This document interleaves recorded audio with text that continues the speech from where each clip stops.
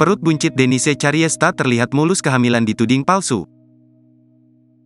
Denise Cariesta dituding palsu karena perut besarnya terlihat mulus. Bahkan Denise Cariesta dicurigai pakai perut karet untuk memalsukan kehamilan. Atas tuduhan kehamilan palsu tersebut, Denise Cariesta langsung bereaksi. Selebgram Denise Cariesta emosi dengan menunjukkan bukti-bukti jika kehamilannya tersebut tidak bohongan.